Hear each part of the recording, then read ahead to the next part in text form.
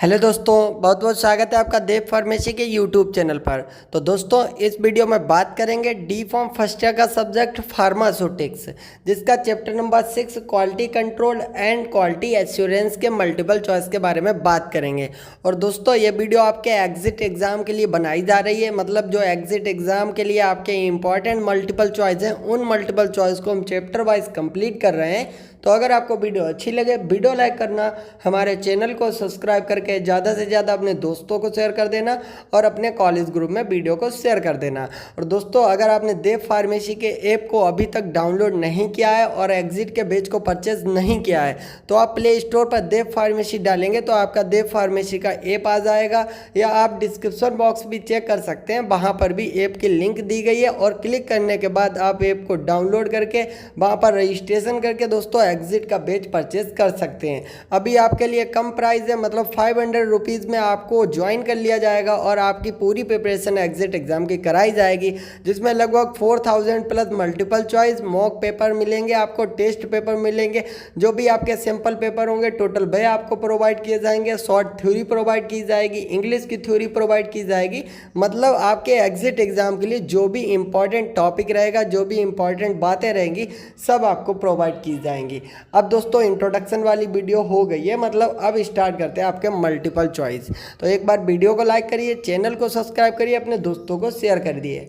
तो दोस्तों, chapter number 6 ज़्यादा बड़ा नहीं है, इसमें बहुत कम मल्टीपल चॉइस हैं। तो जो आपके लिए इंपॉर्टेंट मल्टीपल चॉइस हैं, एग्जिट के लिए इंपॉर्टेंट मल्टीपल चॉइस हैं, तो उनको हमने कवर कर लिया है। तो इसमें सबसे पहले पूछा गया है, पहला क्वेश्चन है एसओपी मीन्स, मतलब एसओपी की फुल फॉर्म क्या होती है।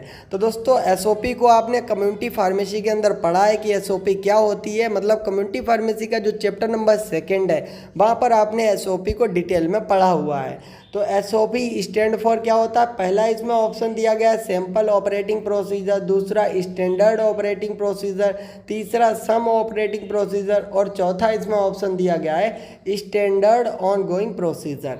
तो दोस्तों, एसओपी की फुल फॉर्म आपकी होती है, मतलब ऑप्शन नंबर जो बी वाला है स्टैंडर्ड ऑपरेटिंग प्रोसीजर, ये आपकी एसओपी की फुल फॉर्म होती है। तो इसको दोस्तों आप लोग याद रखेंगे।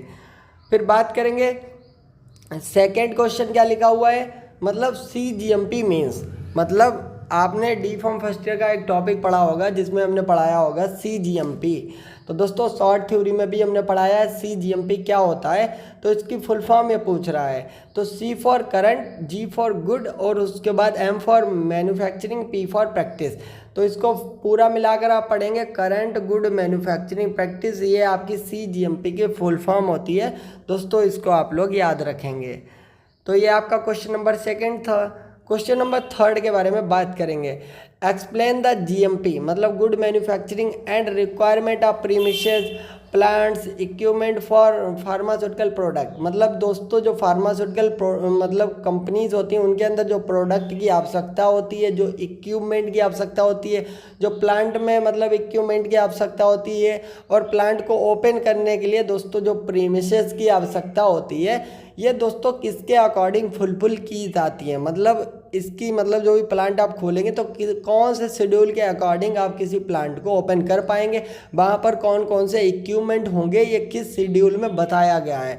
तो दोस्तों, जो शेड्यूल M होता है ना, तो शेड्यूल M में बताया गया है कि प्रीमिसेस किस प्रकार का होगा, वहाँ पर क्या क्या इक्विपमेंट होंगे, और दोस्तों और मतलब प्लांट के लिए कौन सी जगह सुइटेबल रहेगी, यह आपको शेड्यूल M में सब बताया गया है। तो यही क्वेश्चन आपका पूछ रहा था। फिर 4th वाला मल्टीपल चॉइस है आपका CGMP regulation and established by, मतलब जो CGMP होता है उसको किसके माध्यम से इस्टेब्लिश्ड किया जाता है। तो दोस्तों, यहाँ पर लिखा हुआ है FDA, मतलब फूड एंड ड्रग एडमिनिस्ट्रेशन। तो दोस्तों, FDA के माध्यम से CGMP को मतलब इस्टेब्लिश्ड किया जाता है, तो आपको याद रखना होगा। फिर दोस्तों, नेक्स्ट क्वेश्चन के बारे में बात करेंगे।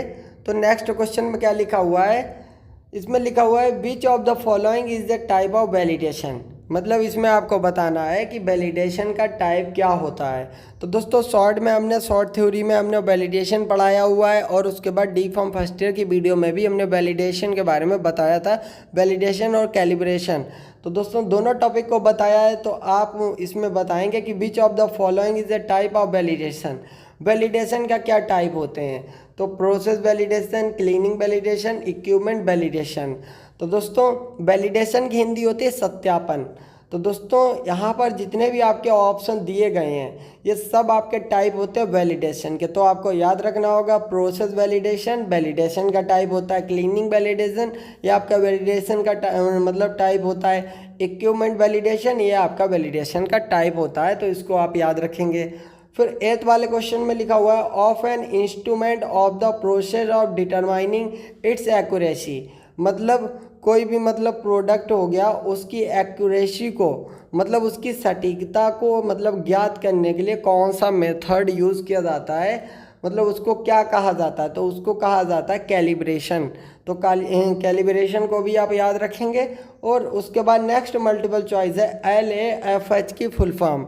तो इसमें दोस्तों फुल फॉर्म को भी बहुत ज़्यादा मतलब याद रखना है कि फुल फॉर्म आपकी एग्जिट एग्जाम में पूछ लेगा शॉर्ट में। तो देखिए LAFH में फुल फॉर्म पूछी गई है, तो आपको याद रखना है लेमिनार एयर फ्लो हुड, मतलब ये इसकी फुल फॉर्म होती है LAFH की। तो दोस्तों याद रखना होगा।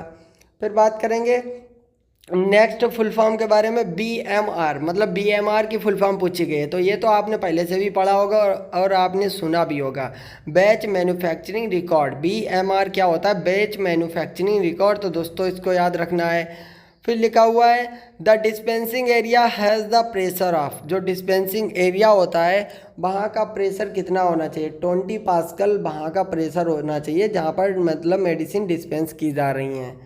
और उसके बाद फिर आपका नेक्स्ट क्वेश्चन लिखा हुआ है is the document evidence for the equipment tested at the manufacture place and operates by end user. मतलब निर्माण के स्थान पर जो परीक्षण किए गए हैं, मतलब जहाँ पर कोई भी मतलब प्रोडक्ट को तैयार किया गया और उसके बाद जिसने प्रोडक्ट को मतलब तैयार किया है और जिस प्रोडक्ट के माध्यम से मतलब जिस इक्विपमेंट के माध्यम से कोई प्रोडक्ट तैयार किया गया उसकी बाद में टेस्टिंग होना।